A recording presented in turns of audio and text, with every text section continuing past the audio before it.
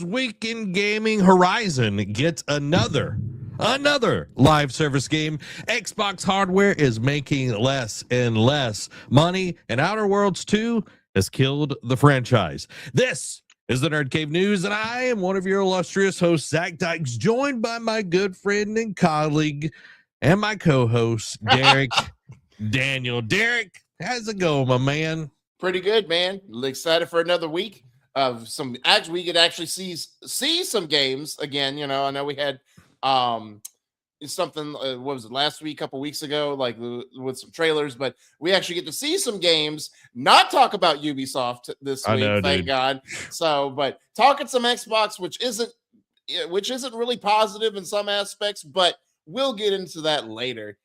Yeah, dude, I'm glad that we're finally getting to talk about some positive things in the gaming world, but man, oh man, it's another week, and that brings us to my favorite segment of the entire show, and that is what you've been playing. And everybody, let us know what you've been playing down in the comments below. And before we hit that, a very, very happy belated birthday to Dirty Dan himself. Happy belated birthday, Dan. So, Derek, what you been playing? So, I know you were swamped at work when I texted you this morning because I always let you know when I finished the doc for the show, and I followed it up, but I think you missed it. But I rolled credits on Clair Obscur Expedition 33. Let's go. So, first game, and obviously there's some stuff to do. Like, obviously they take you back to before the final fight. Because there's still some portals I haven't gone through, and like some expeditioning, I still have left to do. But I made it to the monolith last playthrough, and I was just like, okay, cool. I'm almost like, I expected to be a final fight, but no, it's like one more board you can go through, like fight some enemies. It was like pretty much taking you through all like the major story portals, or story worlds that you had gone through at that point. Like it was like an amalgam of all this. And fighting all the different enemies again, having some mini bosses in there. Okay. Fighting some new enemies. It's weird because there was these you'll encounter, I forget if you encounter them before this. I think you do, but I paid attention to the names. Like there's like these like random enemies. One's like dark based, the other one's light based. The light based one is called Claire. The dark one is called Obscure. And I'm like, interesting. Like, it's not like bosses, but it's like, just like random enemy encounters at you. I'm like, I wonder if this is a play on words or this is like what Clair Obscure means. I don't know. But, light and dark. I know, like it does have to do with light and dark. Got you. So, welcome, Steffi, to the stream over on the vertical side. So I went through there, fought the Paintress. There was a revelation that happened, and then of course there's the epilogue. Like in the epilogue, and then you fight, and then you have a couple more boss fights to get through. I'm gonna say this, still a great game. Like still a lot of story beats about grief, human connection, like the angst of like the weight of the human race is on your shoulders type thing. Still the combat system is so intuitive, so fluid. Like for a turn-based game, it's almost like a free flow turn-based, just because of all the stuff you can do, all the mechanics they introduce throughout the game that you can do. But the revelation that they show you after you defeat the Paintress, I don't know how to feel. Like, and it's more so of it's a trope. I guess you can, for lack of a better, it's a trope that they go through, and I'm like I wasn't mad at it, but I'm just like, really? Did it feel like it cheapened the story? Not okay. From an emotional aspect, no. Okay.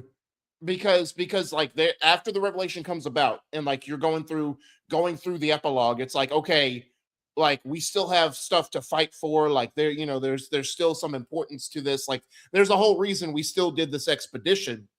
And I'm like, you're right. And like I felt that through the portrayal of the actors, like that whole from the Paintress on through the epilogue. Jennifer English kills it. Ben Starr kills it. I'm just saying, like, they have some really, high emotional moments that they have, like, after this revelation, and they just nail it perfectly. Like, Mm. the epilogue is like the peak, like it reaches like that pinnacle of like emotional standpoint from a story aspect. So I don't feel like it cheapens the story, but I still don't know how to feel, because for me, like, having the trope that that it shows, I'm just like, eh, eh, but at the same time, like, it still didn't cheapen, like, it still didn't lessen the emotional impact. It still didn't invalidate a lot of the characters' mindsets and feelings like they had throughout this whole journey. So Mhm. I just don't know. I'm interested to see what your thoughts are on when you get to that point, Zach. Yeah. But that's the only real big issue I had. But Mm. again, for me, it did not cheapen the story. It did not, take away from the emotional points that the characters experience. It didn't take away from the hard fought trek that they did to get to this point. You know what I mean? So it still did that. I just don't know how to feel about the trope. Yeah. Okay. Well, I'm very curious how I'm going to feel once we get to that part. For Yeah. me, I just got to SK and I've got to go get his rock Yeah. from his neighbor. Him and his rocks. So that's where I'm at in my playthrough. I'm not sure how far away. Last time I checked before I played Tuesday, I was like 17% through the game. Yeah. So I'll say it's pretty early, but SKA opens up some things once you start collecting his rocks. yeah, SKA. That's right. That's how you say his name. Well, dude, where would you rank it? Like, what would you like? A, B, C, D, E. I mean, well, A, B, C, D, F. Like, where is this at for For you? me, just because it's been a minute since I played a turn-based game, like, like, obviously I probably played something before that, but like the last turn-based game I really enjoyed was Lord of the Rings: The Third Age on PlayStation 2. Because Wow. I mean, I played some Pokemon games here and there as well, but like console-based, like that was the last turn-based game I've played. It's just because like all other systems really turned me off to that, just because of like the grind. You know what I mean? Like a lot of And JRPGs, it's and like very not actually grindy. getting to do anything while it's someone else's turn. Correct. So whereas this one, it's like, oh, you can counter, you can parry, you can dodge. You know what I mean? It's like it Mm-hmm. gives you the opportunity to stop some things. Um, I'm put it at an A, man, just because, again, like the emotion, like not just the story, but like the emotion behind it, the connection. Like you would feel like as obviously there's like some supernatural stuff, like some power based system going on, but like Yeah. it's some real world stuff that you can relate to it as a human. You know what I mean? In like an Mm-hmm. everyday life. And then again, just like the combat system, like again, it was such a smart, intuitive combat system for me for a turn based game. And I'm not trying to say that is like demeaning or demoralizing to it. It's like, oh, for a turn-based game, you know No. what I mean? But it's for me who hasn't had that much experience with turn-based games, it was really great to see that. And I'm just like, oh, I don't know if I can. I don't know if I could go back to any other system outside of this one. You know what I mean? So Yeah. it's like I will base the future turn-based games based on this system. Yeah.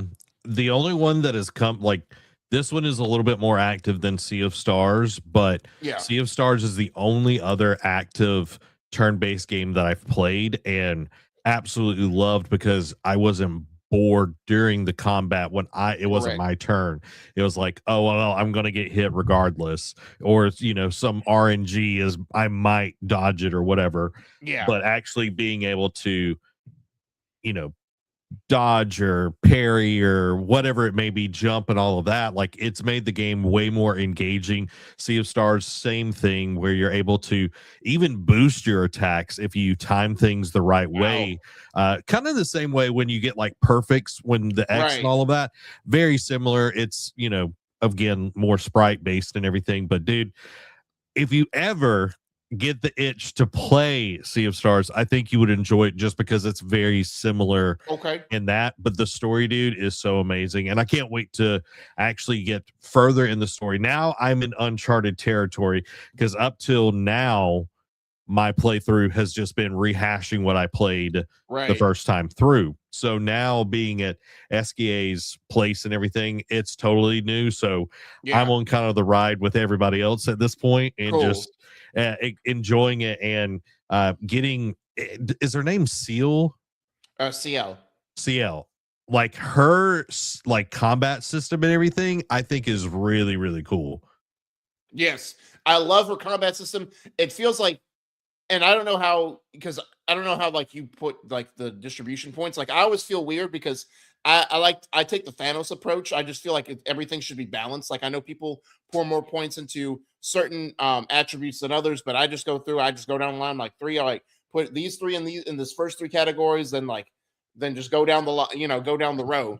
But I feel like she is very much like a glass cannon because again, until you get like the Pictos, like certain Pictos and all that, it's like her health was like the lowest out of all my team for a while, and it felt like she took a lot of damage, but she could also deal a lot of damage. You know what I mean? Especially if you comboed it right, especially with some of the skills she gets later on. I think if you use like Mael's, like she has guard up, I think that would do really well with CL. There's a move that Mael gets, like, guard up, but there was a move that came up with Mael that it does damage, but it's also called breaking rule breaker. And it basically, it takes, like, if an enemy, like there's enemies that generate shields, and like there's some like that, there's one that you'll encounter later on that like it's a masochist, like it does damage to itself, but it gains like so many shields, and it, like if you don't take them all out, it just keeps adding to itself because it does that. It has two different moves, but it keeps stabbing itself to gain shields every turn. But Mael learns an ability that takes away all the shields. So that way you don't have to go through and waste your AP points just to take the shield away. out. That's the most annoying part, like fighting any of those shield bosses and everything. Okay, that's exciting. And like the variety that's in each person's skill trees, I think is just a testament to like what creativity looks like in this kind of game. And each character does play different. And of course, I only have 4 at the moment, so I only know that it's only going to get bigger and better as we go on. But yeah, man, I've been playing that. I played a little bit of Death Stranding 2, of course. But I played a new game this weekend. And it was one that was sent to us. So, shout out to getting a free code for all of that. So take whatever I'm about to say with a grain of salt. But it's this cozy game. I literally got it on my Steam Deck. It's called Cats and Cups. And you are a barista. I'm a kitty cat. You're a cat barista at a cat cafe, and you're making coffee. All the otakus just went crazy. You're literally making coffee, and like it's not a perfect game. It doesn't really explain a lot of stuff. You just kind of jump into it, but it is very addicting. I played a few hours just playing this game on, I think it was Sunday or whatever. And I was just over there just like, I just couldn't put it down. I don't know why. And I was like, this game's for Amy. I was like, this isn't something for me. But I started playing and I'm like, oh man, I'm over here. And literally like, you can't serve dogs. Like you don't serve dogs, but like a dog will show up and literally like held me at not gunpoint, but like extorted me for money. And then another one like broke all of my machines. And I'm like, what a jerk. Yeah, I know. I'm just like, okay. But yeah, it's really cute. It's a lot of fun. Cats and Cups. If you're interested, go check it out. It's on Steam. It's pretty cheap, but it was a lot of fun to play. And I'm excited for Amy to get a hold of it and see what she thinks about it. But this weekend, looking forward to some Death Stranding 2. And I did get Octopath Traveler, so I'm very excited to start playing that. Which one? The first one, I'm assuming? The first one, yeah. Got you. Because I know there's like 3 now, and like even there's one in like Triangle Strategy, which is like in that same universe. Yeah, there's Octopath Traveler, then 2, then 0, which is someone that what in the Final Fantasy numbering is this? Yeah, yeah. I literally, there's somebody on Substack. Her name's Amy J. She was playing it. And I was like, which one should I start with? She was like, start with 1. She's like, go 1, 2, and then 0. I'm like, okay, cool. Because she's played like 100 hours of 0. Jeez. And I'm just like, all right, I'm gonna listen to somebody that's been playing this. Yeah. And but I'm very excited about it. I know Nate has talked about Octopath Traveler, so it's something that I'm really looking forward to getting into. For some comments here, Amy says playing Animal Crossing as usual. Right. Joe says my wife jumped on Animal Crossing recently too, which she's gonna be sucked in. I know Amy talks about that because it is very addicting. And then Joe said my wife and I are going to jump back into the original Lego Star Wars. It was $5 last weekend. Wow. There you go. Lego Star Wars just holds up. It does. Like, I like the original. I like the old school ones more than I like the one Skywalker that we got. Saga. Yeah, that. Yeah. Now I'm excited for the Batman one that we're getting this year. Yes, 100%. That May one looks 29th, I think it is, or somewhere around that. It's going to be dope. Guys, let us know what you've been playing down below. But it's time for the gaming discussion this week. Let's jump into it. Gorilla finally announces their Horizon Live Service game, and this is by Wesley Yunpool at IGN. And we've got a trailer. That is right, Derek. Let's check out this trailer.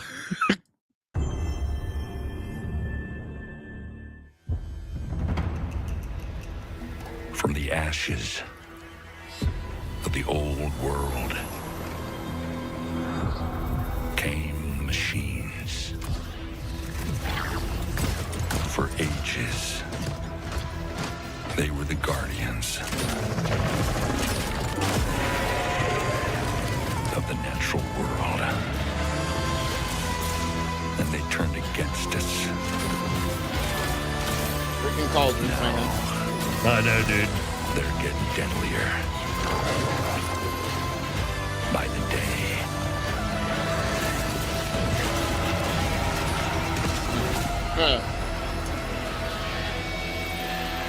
All across the land, people are dying. That's why our leader gave me this command. We have to fight. We're just going to nod. Right. And to do that, we need a team. Oh, that's dope. Who always hold the line. Okay. And mercenaries. Bertha! Who may have crossed it now and then. Let's go, girl. Infiltrators. Oh. Who hide in the dark. Oh, okay. Okay. And champions. Looks like Who shine something in from the Avatar. light. Right.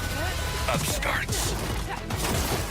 Whose stories are just beginning. It's like And legends a washed up Maui. looking for one last shot. Looks like a Junkrat got off the map. Yeah. The last line of defense. For those who need it most.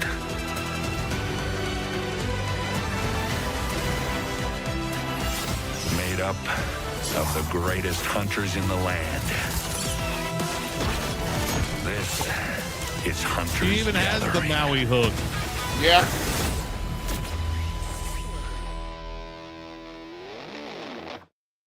Okay. Okay. Well, let's jump into what Wesley Yunpool has to say about it. So Sony has finally announced Gorilla's Horizon live service multiplayer game, Horizon Hunters Gathering, and it's due out for PlayStation 5 and PC. A quote small scale closed playtest is due at the end of February, which you can sign up for via the PlayStation Beta program. Expect crossplay and cross progression. There's no release date yet, nor is there word on whether it's free to play or a premium game. As you can see from the trailer and screenshots, Horizon Hunter's Gathering has a cartoony art style, which is in contrast to the photorealistic visuals of the mainline Horizon series. Clearly, Sony and Guerrilla are trying to create a more lighthearted experience with Hunter's Gathering, with Zero Dawn and Forbidden West more serious offerings. There are strong Monster Hunter vibes to it as well. In a post on the PlayStation blog, game director Arjen Bach, or Arjen Bach, however you pronounce his first name, said that in Horizon Hunter's Gathering, you fight deadly machines in tactical 3-player co-op action and adapt your hunter for intense missions. Quote, combat is tactical, reactive, and deeply skill-based, building on the tactical precision of the Horizon games while embracing the dynamics of team play. The foundation of Horizon Hunter's Gathering centers around challenging and replayable hunts. Bach confirmed 2 game modes: Machine Incursion, which is described as a, quote, high-intensity mission where waves of machines pour out from underground gateways led by a formidable boss, and Cauldron Descent, a longer, multi-stage trial in which ever-changing rooms push hunters to their limits, from brutal machine encounters to hidden doors that promise power and reward for teams prepared to open them. Both modes will be available in the upcoming closed playtest. There's a roster of hunters to play as, each with distinct melee or ranged playstyles and weapons.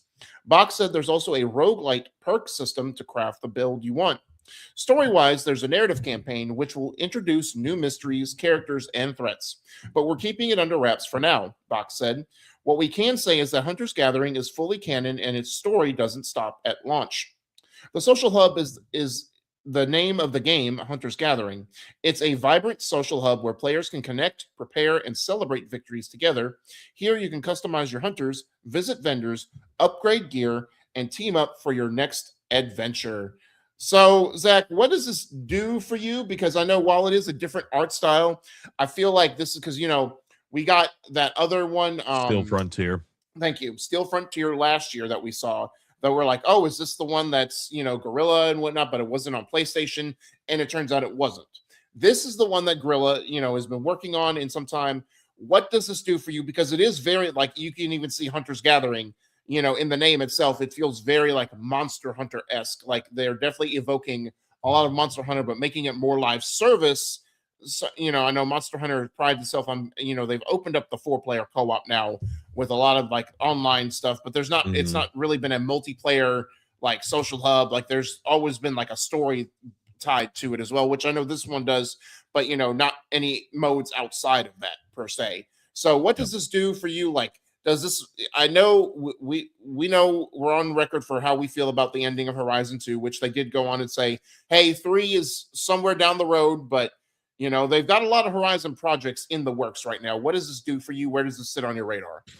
So this one, it didn't really move the needle for me. I'll just be honest. From what I just, I saw, and I watched, there's a 19-minute or so version of this where it does have like the director talking about it, and you do see some combat and everything.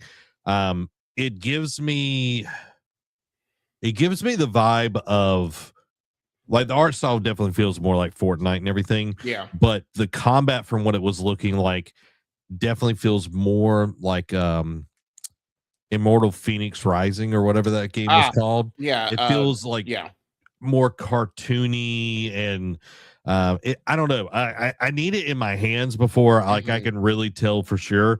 Yes, I'll check it out. I'll try it out and everything, but this doesn't necessarily do anything for me. So I don't know. Maybe I'm just being like, Steel Frontier looked better to my opinion, just because the graphic style.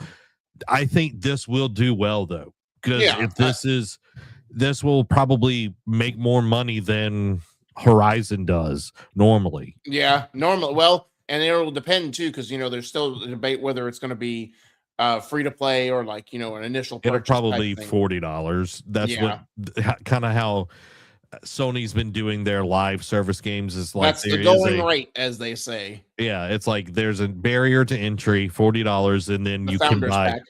Yeah, then you can buy currency or whatever inside of it. So I think that's probably what we'll see here. But it's just very interesting that Sony is really doubling down on Horizon, because we've not only gotten this one, we got Steel Frontiers, we got the Lego game, we've got Yes. the VR game, and Yes. it's like we're also, I don't know if it got canceled or not, but there was the show that was going to be worked on and everything. No, that's still in the works. It's Okay. It says, so what I think in that same article I read that the show is supposedly planned to shoot this year and air next year. Okay. So they're really going hardcore in this. And I do think Horizon has a very lush world that they can Yes. pull from. And I'm fine with more projects. I'm fine for them to do more things in there. I just want them to make sure that whatever they do, that it is up to the quality that people expect from the franchise, and not Correct. just another gotcha game or just a cash grab Yeah. that's in there. And Especially when you make the line that, oh, this is gonna, like, the story and this is gonna be canon to the Horizon universe. I'm like, okay, here we go.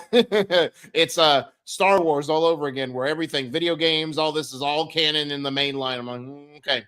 yeah, and it's like, okay, is it going to actually have any bearing on anything? Who knows? Right. You know what I mean? And I don't want it to feel like it's being shoehorned in, Right. just to kind of make it more valid of a game. But I think because the art style is so Fortnite-y, Yeah. that it will bring in a different audience than what we're used to for the franchise, which Correct. I think can be good, because Derek, I don't know a lot of like non-millennials that are just like, Horizon, you know what I mean? Right. I feel like it's more of like our age demographic and everything that's been playing it, maybe a little bit younger, but I don't see teenagers talking about, oh man, I loved Horizon. You know what I mean? Really. I mean, I guess if we hung out at a GameStop, for a couple hours, you might hear a few here and there. But you're right; it's definitely our generation that's more attuned, and I think that's just the changing of times, right? Like the younger generations have more grown up with the multiplayer, like the Call of Duties, the Fortnites, just used to that, and they don't do a lot of story. Whereas that's all we had for a long period of time was the story, so we're enthralled by that aspect. Yeah, and them doing this kind of version, I think, will give us more people into playing the series, Yeah. which will actually give it more legs for the full-blown stories and everything. So, Correct. I want to try it out, sign up for the beta program and everything and see if I get in, and then we'll see from there, Yeah. we'll go from there. But I'm excited that the series is getting more love. Me too. So I fell in love with the world when they first unveiled Horizon back in 2016. Loved it ever since then. Haven't looked back. I get it's like this new generation's God of War. Like anytime I see Horizon pop up, I'm locked in. Well, the thing that hasn't been getting a lot of love, Could it be Xbox? it is definitely Xbox. Let's talk about the future of Xbox hardware. Xbox hardware revenue has been dropping for 2 years straight, and this is by Rebecca Valentine at IGN. So Xbox has been having a hard time selling consoles lately, and it didn't get any better over the 2025 holiday quarter.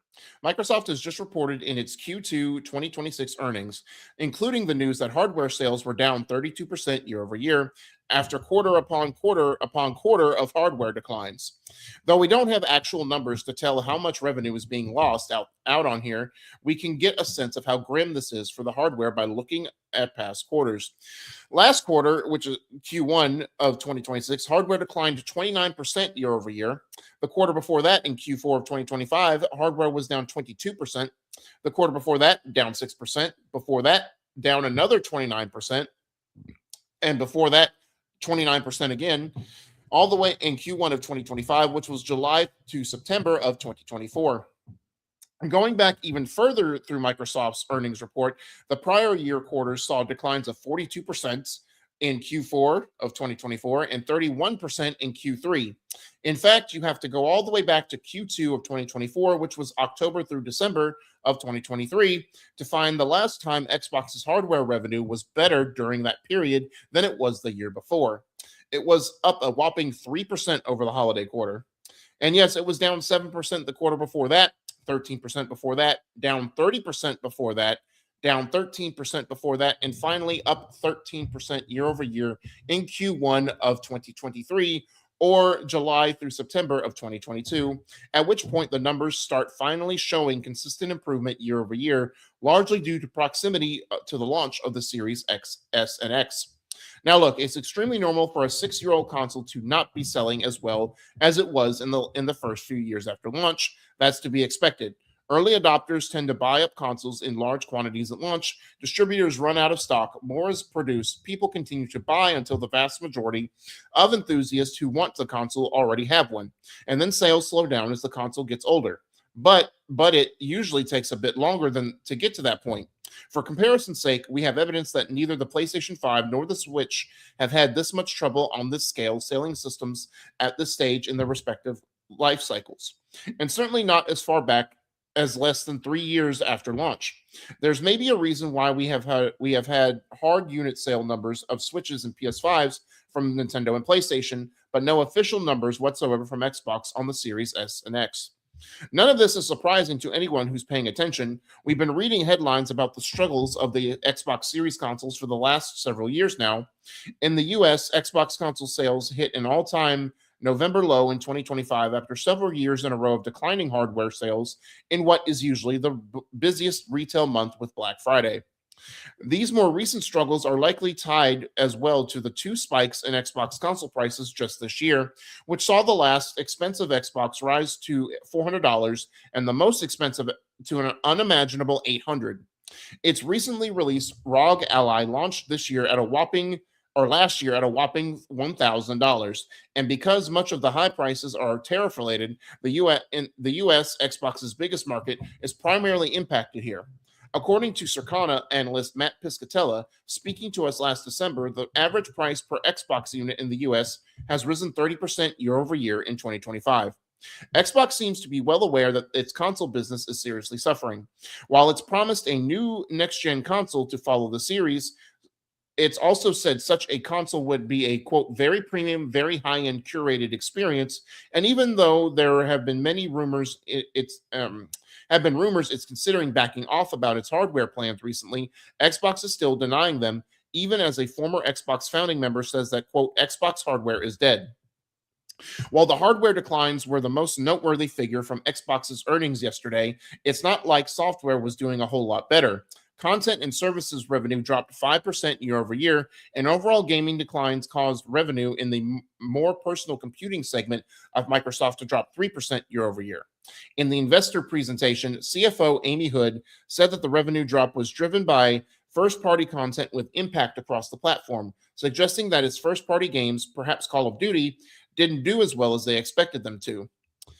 And so there's a lot to unpack there. And, my first thought was when the hardware declined, I'm like, okay, but, their whole shtick now is Game Pass, put it everywhere. Everything is on Xbox. If it can run games, put it there. What has that done? And then at the end, they say, even the software sales and the service sales are down. I'm like, well, that ain't good. So, Zach, obviously, we're not saying Xbox is going to be dead, but do you think that the new Xbox, the next Xbox console we get is going to be its last? It feels like that. And we talked about this with the Switch coming from the Wii U. It was like, if this doesn't hit, this could be Nintendo's last console, and then they absolutely knocked it out of the park.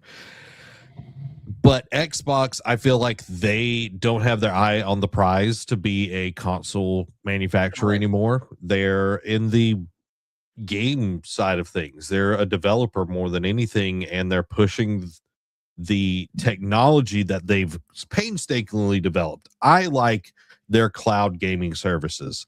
I think it is very good.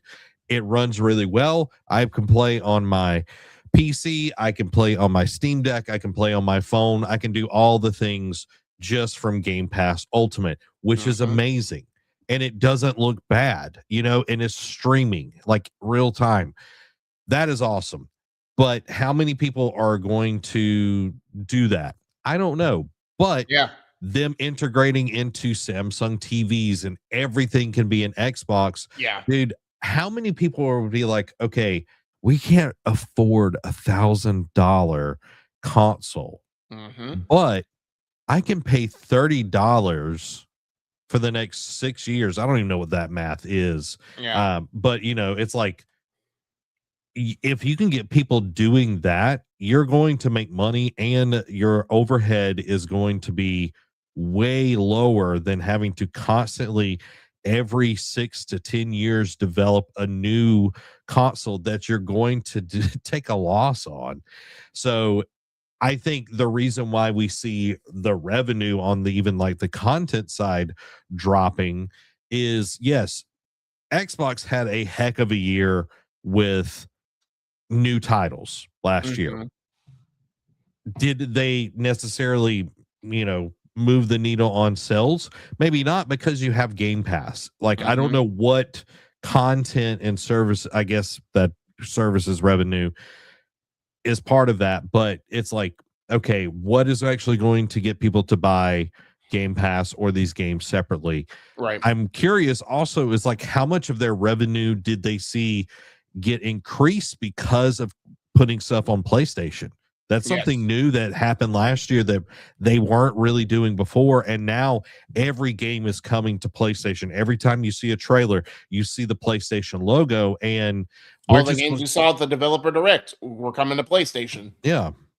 So it's like, okay, you're opening up a new revenue source.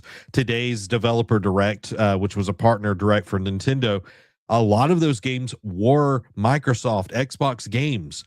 Oblivion remaster, the oh my god, Indiana Jones. Like, there were several of them on the list, and it was like, okay, that's pretty cool that they're coming to the Switch 2, because Switch 2 is selling like hotcakes, you know what I mean? So it's pretty cool to see. But I also think people are spending less money right now than they ever have, because of the way the country is, the economy, tariffs, Amy eye roll, Joe knows tariffs and COVID, you know what I mean? But yeah, it's, people they want to know that they're supporting something that's going to last. And that's why you see Nintendo and PlayStation, they're doubling, tripling down on their consoles, where Xbox has been clear with its messaging. We're not really sure about this. Yes. So it's like, if you're not sure about it and you're the one that made it, why should we be? Right. It's sort of like, you invent this brand new product. It's like, seems all right. And I'm like, you're the one who invented it. Why did you do like, it almost feels like you fell through halfway through the concept phase, and now it's like, it's not my baby anymore. I don't care. Yeah. It's like you're throwing the baby out with the bathwater. Right. So I just did some math. ChatGPT did. So if someone paid, because it's $30 right now for Ultimate, $30 for 6 years, console cycle, normal console cycle this generation, $2,160. Wow. So if you get people on Game Pass, it's actually better than doing the whole console side of things. Yeah. I'm just saying. Let's jump into some comments real quick, Derek, before we hit the next story. Michael says, have a feeling once Steam Machine comes out, Xbox and PlayStation will be on live support. Xbox will. I don't think PlayStation will. Agreed, because PlayStation has its lineup of exclusive games to keep it going, and they have a whole different hardware ecosystem to fall back on as well. Whereas Xbox just pretty much is putting all their eggs in the Game Pass basket at this point, with some side notes like, we'll throw out the ROG Ally, we'll do another console, but Game Pass, that's where it's at. So I do agree about Xbox though. Yeah, they want to be everywhere, and if they can cut that overhead, they're going to totally do that. Joe says, I think PS will come back from Steam Machine, but Xbox won't. Yep. Agreed. Dan, we said it earlier in the show, but happy belated birthday. Game Pass will live on for sure. And I think to your point, Derek, PlayStation just has studios that people want to play their games. Correct. Like you throw up Naughty Dog, people will be there. Santa Monica, people will be there. Gorilla, people will be there. And to be honest, Xbox doesn't really have that anymore. They've literally killed the studios that they've had. Yep. Was it Bungie? They Bungie? let go. Yeah. What was it? Cliffy B's studio. Oh God, man, you just Epic. Was it Epic Games? Yeah, and then Coalition became the okay, but yeah, but Coalition's is literally just a support studio and everything. Yep. So, but yeah, it's and then 343 just kind of crap the bed too, right? And I mean, Turn 10, like they do the motorsport, but now Playground Games is like pretty much the better Forza maker, and now they're into doing the Fable remake or what have you. So, Playground's overtaken Turn 10, and they bought Playground Games like a while, like 10 years ago. What was it? And what there was another one too. Oh, Lionhead's dead. That was the original Fable studio. So yeah, and it's like they've bought other things, but they've mishandled Call of Duty. Nobody really cares about Call of Duty. Nope. Nobody's chomping at the bit. Like, yes, there are still tons of active players and everything on Warzone and all of that, but it's not the same. And clearly, even in this whole thing, they were talking about how Call of Duty didn't perform up to expectations this past year. And it's like, probably because it sucked. Right. You know what I mean? Blizzard too. Like I know it's in a quick hit. I know they're trying to, they did the whole Overwatch presentation, but they killed Overwatch with Overwatch 2. You know what I mean? Like they took all the momentum that Overwatch 1 did and just was like, nope. Yeah. They were taking a page out of Price is Right, got to spade and neuter your pets, and they definitely did it with Overwatch. they took it right out. But yeah, let's talk about next gen Xbox. It could actually launch in 2027, hence AMD. And this is by Luke Riley at IGN. So AMD CEO Lisa Su has referenced a potential 2027 launch for Microsoft's next generation Xbox console during a company earnings call today, reported via PC Mag. Quote, from a product standpoint, Valve is on track to begin shipping its AMD-powered Steam machine early this year, and development of Microsoft's next-gen Xbox featuring an AMD semi-custom SoC is progressing well to support a launch in 2027, Su said. A system on a chip, or SoC, is an integrated circuit that essentially squeezes all or most of the components of a computer onto a single unit.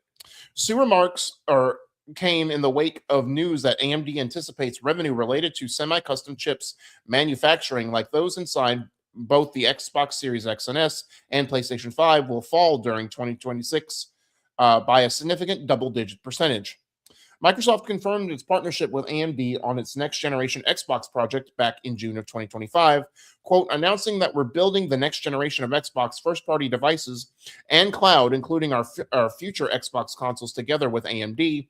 Microsoft noted in a statement at the time, promising next-level performance, cutting-edge graphics, breakthrough gameplay, and unmatched compatibility. There are few specifics available, but Microsoft has officially clarified that the next generation Xbox would be fully compatible with users' existing Xbox game library. However, an unconfirmed report in October last year also alleged the next Xbox will arrive on as a console PC hybrid that can run Steam. So I've got a few thoughts, because obviously they tend to only announce a new console the year it's actually going to come out. But I feel like them rumbling, like, and I'm not discrediting. I was like, oh, the new chips are going to launch this year, so it's going to increase production, like with the Steam machine and everything like that. At the same time, that doesn't mean, like, this is just speculating, but that doesn't mean that it's going to, you know what I mean?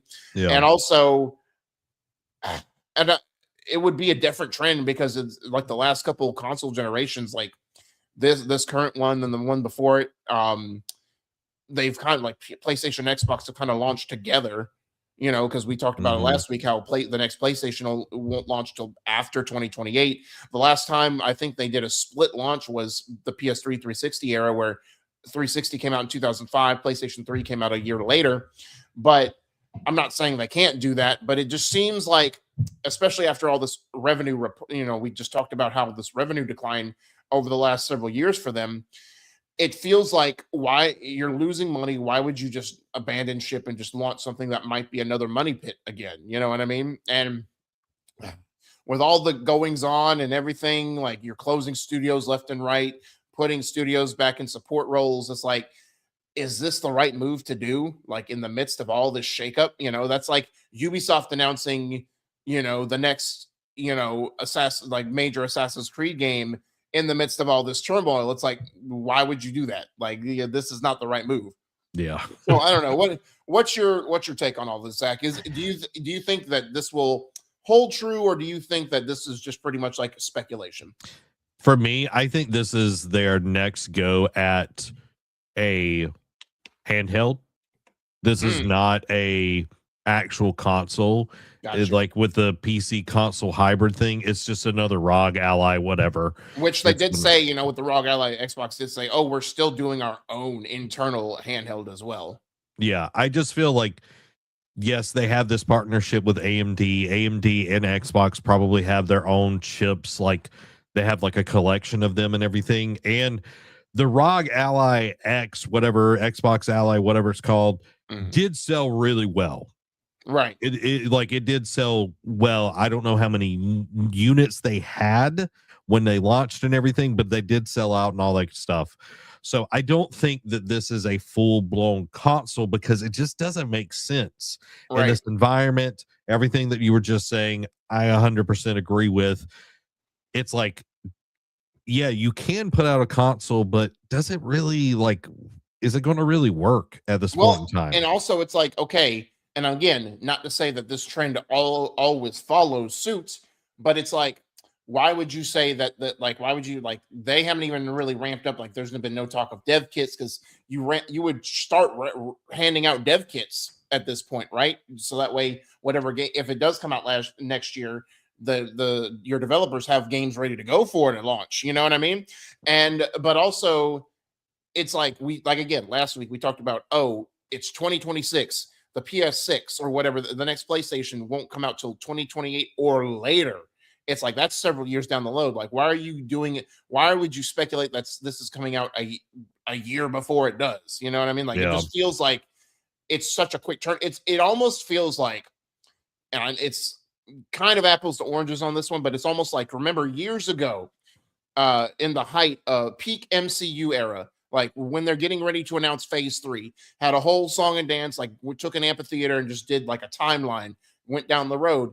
And in response to that, DC's just had a phone conference call and was just like, all right, we're going to do this whole, and just listed off a list of all the movies they're going to do. And years down the road, not even half of them stuck the landing or even came out. So this feels like Xbox is like, put it out next year. And the PlayStation's like, we got stuff. We're going to keep riding this train down for a few more years. Yeah, you can tell when somebody's on their back foot. Yeah. And clearly that's what's going on here with Xbox. So hopefully they figure it out. Hopefully they get everything taken care of and actually continue to think about the players and not the pocket. And yes. I think that's where they're having some issues. Some value sets are not aligning right now within the company. So only time will tell with that. And I just want to take a few comments real quick before we go into our mid-roll. Dan says, maybe since I'm 33, then maybe it's my time to go on an expedition. Well, by that note, I should have been gamaged already then. True. So. Which, it's also Dan hit his Jesus year. Yeah. Yeah. I wonder if there's a correlation, like Expedition 33, the savior of the world, and Jeebus. Maybe. I don't know. I haven't Probably played far not, enough. but you know. Probably not, but I just thought about that when he was brought that up. And then Amy hurting us over here with truth. The 360 is 20 years old. Why you got to hurt me like that? Yep. And the PS3 will be 20 years old. This crazy. Like they talking about like you know, there's stuff on TikTok is like, oh, these songs are turning 20 years old this year. And I'm like, listening to something like, man, it's Jamie Lee Curtis, I'm old. Yeah. Do you remember, like, I know on the PlayStation 3 they had like the folding thing that you could use, like put your like the little flap. No, well, yes, they had the flap, but I'm talking about like you could put your PlayStation 3, like its computing power to use for like, they were like trying to find like a cure for cancer or whatever. And like, I don't remember that. Yeah. Like it was really cool where it's like if you were hooked up to the internet, you could like, there was like a group and everything, and like it would literally like try to find like a cure, but they were using all the PlayStation 3's like processing powers to like, yeah, it was pretty cool. Wild. Yeah. Amy says Zach's B-Day is Sunday. It is. It is. Yeah. So and he'll be homaged as a present. Y'all would be sad. Y'all be sad. Y'all be sitting at the pier and y'all be crying. Joe, he's gonna be old. Now I'm going to be like a fine wine. Getting better every time. Just with a bad back. My back is good, thank you very much. Apparently Amelia is on Tuesday. Happy birthday. Yeah. Everybody having birthdays. I know. Everybody having birthdays. All right, guys. For my birthday, I'm going to ask you to go over and listen to us on podcast services around the globe. You can check us out on Spotify, Apple Podcasts, and of course here on YouTube. We have a YouTube podcast as well of the Nerd Cave News and Eat Sleep Anime. It helps us out a ton if you go watch over there as well. If you know someone that's really, really into podcasts and they want to keep up on all the nerdy video game news and anime stuff, have them subscribe over there. It helps us out a ton. It really does. It tells people, hey, you should have these people in your ears. All right. Listen to them. So go do that. Be part of the ship, part of the crew. Let's talk about Obsidian and their woes. Obsidian's The Outer Worlds 2 underperformed, and there won't be a third entry. And this is by our boy Tom Phillips at IGN. So veteran role-playing game maker Obsidian Entertainment has no plans to continue The Outer Worlds with a third game, the studio has confirmed. As part of a Bloomberg interview, Obsidian revealed that last year's Outer Worlds 2 has underperformed and a sequel is not in development. Avowed, the company's other blockbuster RPG released last year, also missed its targets, but Obsidian reportedly still has plans for more from its world of Eora, the same setting as Pillars of Eternity. On a more positive note, Grounded 2, yet another 2025 launch, was a hit, but of the three, it had the shortest and almost certainly the cheapest development period by far. Grounded 2 took just over 2 years to meet its early access launch, compared to the more than 6 years required for both Avowed and Outer Worlds 2. In 2025, Xbox trumpeted the fact that Obsidian was about to launch 3 games in just 8 months, with Avowed hitting in February, Grounded 2 launching in early access in July, and Outer Worlds 2 arriving in October. But the effort was the result of things going wrong, studio design director Josh Sawyer has now said, and something that is unlikely to be repeated. Spacing those releases helps the company manage its resources and not burn everybody out, Sawyer told Bloomberg. It's not good to release 3 games in the same year. It's the result of things going wrong. Spacing those releases helps the company manage its As for the Outer Worlds 2's prolonged development, Bloomberg's report simply states that the project was made more difficult by the pandemic and technical challenges. Now, Obsidian's focus is reportedly fixed on ensuring games can be made on shorter development timelines, with releases more spaced out and with as generous a profit margin from Microsoft as they can get away with. I don't think anybody really likes 5, 6, 7 year dev cycles, noted Brandon Adler, who served as director on The Outer Worlds 2. We've kind of grown into that.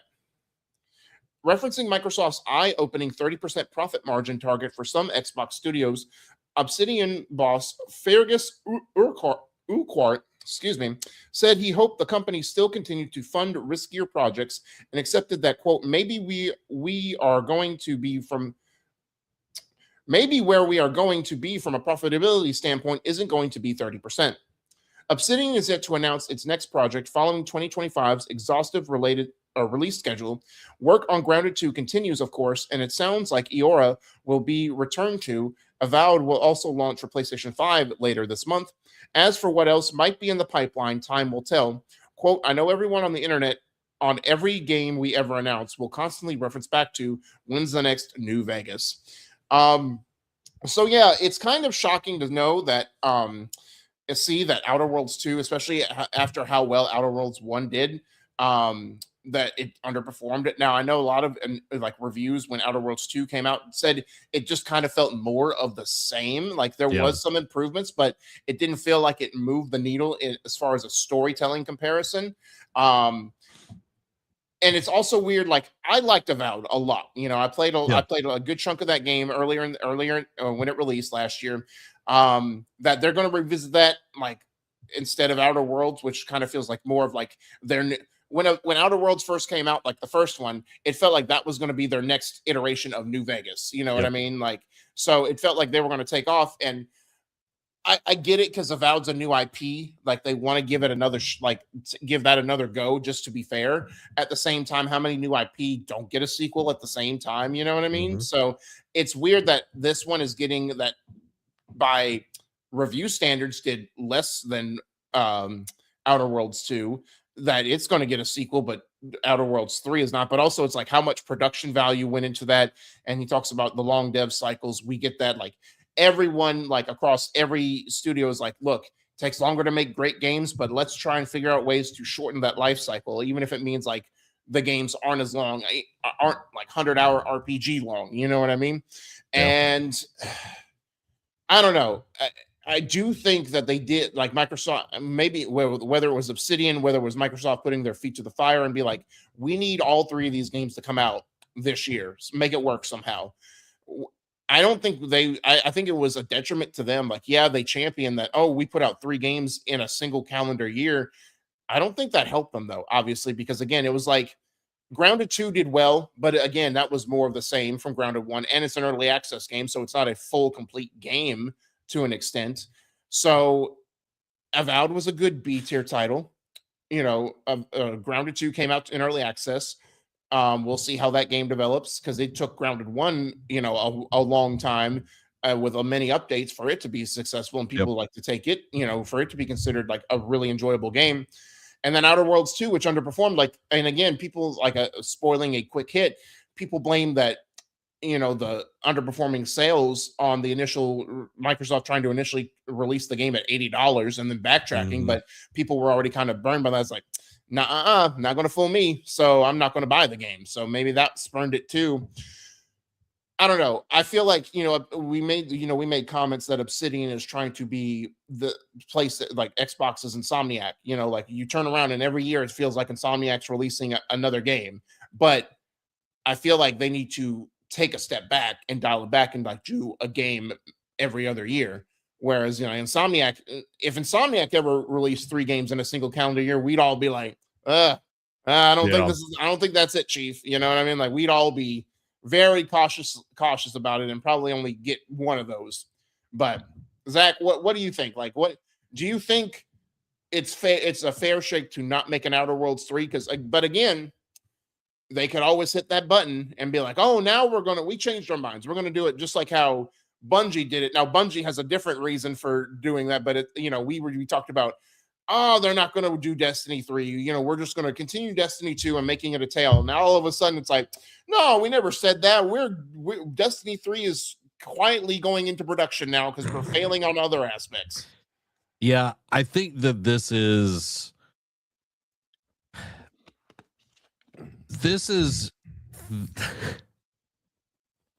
when a publisher tells a developer what to do, clearly. Yes. And Yes, just because you can doesn't mean that you should. Mm-hmm. Just because you can doesn't mean that you should. And I think that is the gaming industry as a whole, Mm-hmm. especially when the publishers hold the developers coins. You know what I Yes. mean? It really puts them in an interesting position. And yes, like it is impressive that you can literally ship two massive RPGs and then a very interesting multiplayer, game that, yes, it is building off the back of its The first first one. iteration and everything, but it doesn't really make a lot of sense because I feel like Avowed didn't really get the fair shake that it deserved. Right. It came out and that was it. And Mhm. then we got the Oblivion remake shortly after that. Mhm. It was just like, I don't feel like Xbox really knows how to set a launch calendar for a year and make sure that their games shine. It feels a lot like when Battlefield 1 and Oh, Titanfall 2. 2 came out, with Call of Duty all the way around that. And it's like, that's what it feels like, that they're cutting their nose off to spite their face. Mhm. And I want Obsidian to do well. I think they really do make interesting, unique worlds. And I wanted to like Avowed a lot more than I did, but it just didn't really ring true for me. I Right. loved Outer Worlds 1. I didn't try Outer Worlds 2 because it didn't really I didn't feel like I needed more. Right. And I think that's the thing with any kind of we even heard it from Ghost of Yote. Oh, it's more of the same. Right. And it's like, it's not. It's a lot, like there's so many improvements, but there's a lot of new, interesting things that you're getting Mhm. with story and all of that. But when you can literally say, oh, it is more of the same thing, and it's just literally 6 years later, and you're just getting a different story, and there's nothing Mhm. that really improved, because like even though that people enjoy a game doesn't mean that it's good. Correct. You know, So, I mean, and again, different strokes for different blokes. Now, and this kind of question popped into my head, and I forget the exact timeline of when Microsoft released the statement of like, oh, going forward, like all of our studio or like a lot of our studios need to hit this 30% profit margin. I don't remember if it was pre Outer Worlds 2 or post Outer Worlds 2. I forget. it was slightly before, I want to say. Okay. So I'll still ask the question, but do you think Obsidian doing this, regardless of whether Microsoft put a proverbial, their proverbial feet to the fire and said, "Oh, we need you to launch all three of these games in a year," or it was Obsidian's own doing? Do you think this was like the final nail in the coffin to basically for Microsoft to come out and be like, "We need all the if you're going to release this many games, they all need to hit some way or another." You know what I mean? It's like, or if you're not going to have multiple titles that you release hit, then we're gonna axe them or whatever. Like, so in other words, was Obsidian releasing 3 games in a year the cause for Microsoft to come out and be like, all right, going forward, we need you to hit this 30% profit margin? I don't think so. I think it's Microsoft. I think it is the higher Yeah. ups that are like, we're seeing these huge, long developments, and it's costing hundreds of millions of dollars to put Yes. out games, and we're not seeing, what we deem, because you look at Microsoft, they put out, Microsoft Windows, and they make money. Yeah, it was down like 3% or whatever from last year. But you look at that and it's like the iterations from one Windows to the next is not that huge. Right. You know what I mean? It's a little bit different layout. I hate Windows 11. It sucks. But like with gaming, it's a lot more different. So I don't think they fully understand that side of things. And I like the marketing for these games was awful. True. Avowed was pretty much non-existent until right before release. It was just like, here it is.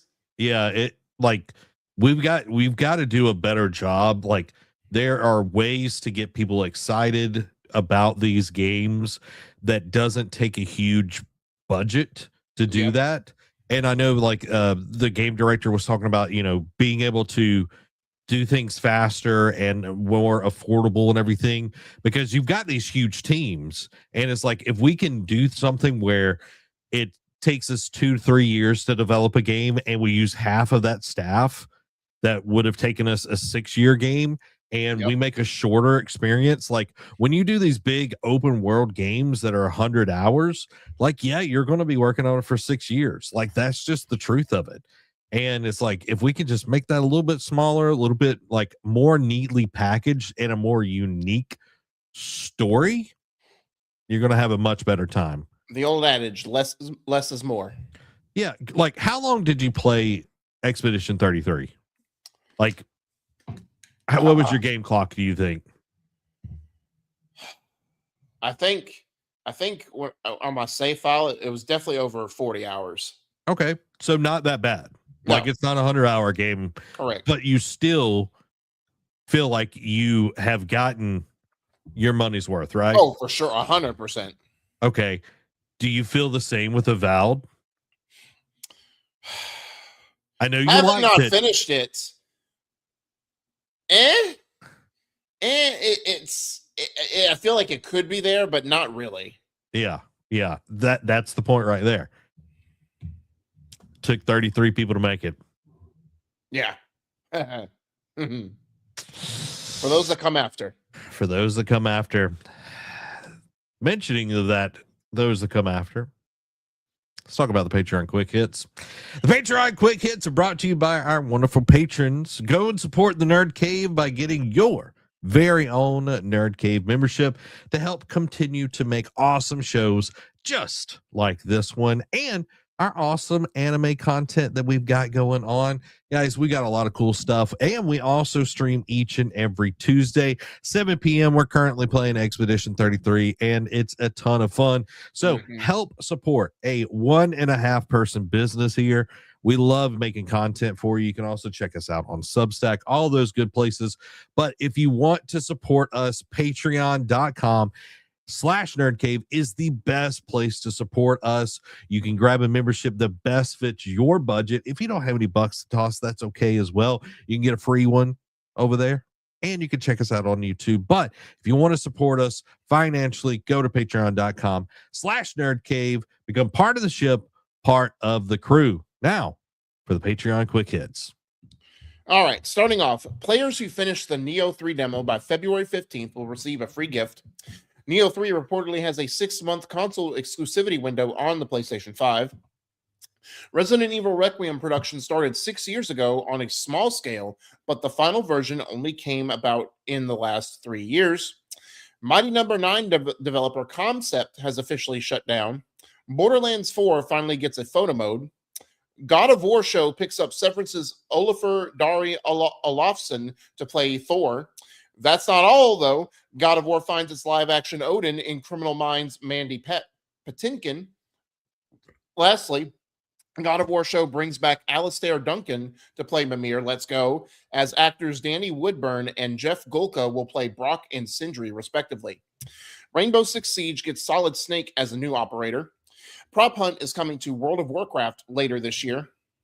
Stardew Valley creator shuts down rumors Haunted Chocolatier will be abandoned, insisting it will come out when it's ready. More than 3 years later, Nintendo just added health bars to Splatoon 3. Amazon is releasing all episodes of Fallout Season 1 for free on YouTube ahead of Season 2 finale. A GDC survey reveals devs are more interested in working on PlayStation 5 or Switch than Xbox, and making games for it at least. Sony is reportedly launching a new OLED version of the PS Portal this year. Rumor, Mind's Eye developer Build a Rocket Boy is looking to part ways with its publishing partner, IO Interactive. Rumor, Nintendo has begun development on a Metroid film. However, Metroid Prime 4 Beyond reportedly hasn't even hit 1 million copies sold yet, prompting fan concern over the series' future. After going gold, Crimson Desert dev deep in optimization phase to make the game run as good as it possibly can before launch. Tekken 8 Season 3 DLC lineup includes Kunimitsu and Bob. Sony patents PlayStation controller design featuring a touchscreen that lets the user choose where the buttons go. Sony also patents a system to generate AI podcasts in the voices of your favorite PlayStation characters. The Witcher 3 composer is returning for The Witcher 4. Report: Ashes of Creation developer Intrepid Studios shuts down weeks after the MMO's early access launch. The Game Awards 2026 sets its premiere date for December 10th, and I feel like we just got through discussing and experiencing the Game Awards for 2025. Silent Hill F actors appointed tourism ambassadors for the Japanese city that inspired the game.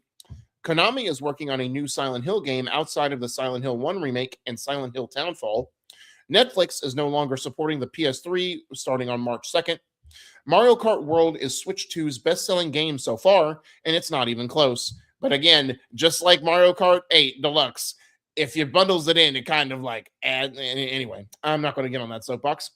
Switch becomes Nintendo's best-selling hardware ever, while Switch 2 has already outsold the Wii U's lifetime total. And I'm surprised it's now coming out because I feel like at launch, the Switch 2 already beat the Wii U's lifetime total because it only sold 12 units of the Wii U. Nintendo acknowledges Switch 2 sales have been slightly weaker than expected outside Japan. GTA 6 marketing will kick off this summer as Take-Two confidently reaffirms November release date. The Division Definitive Edition quietly launches, but it's not the remaster some had hoped for. What a shock. Ubisoft disappointment. Who would have thought?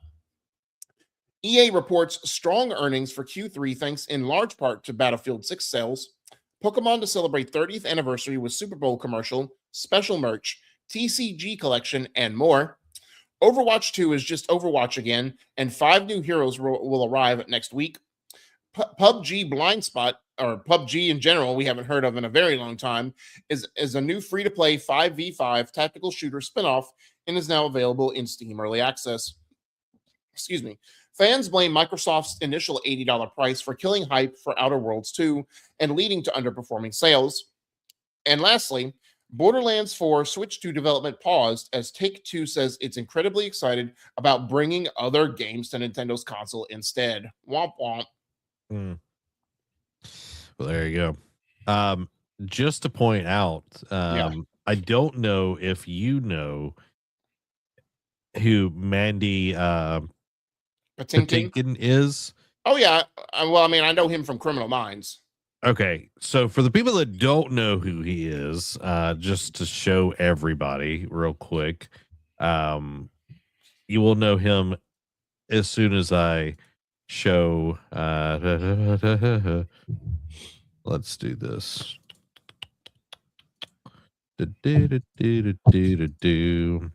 He is probably best known for his role on The Princess Bride.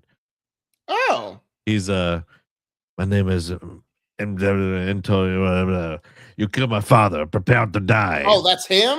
Yeah. Oh, that's crazy. Yeah. So I think he will do a fantastic job. I totally didn't share this, but that's who he is. Yeah. For everybody that didn't know, because I was like, I vaguely remember that name, but yeah, that's him from back in the day. You know, crazy. Yeah. So yeah, and now he's playing Odin. Now he's playing Odin. I love that they're bringing back Alistair Duncan to play the voice of Mimir. Same dude, because he's just going to be ahead. Yeah. Yes, he is. He is going to play Odin.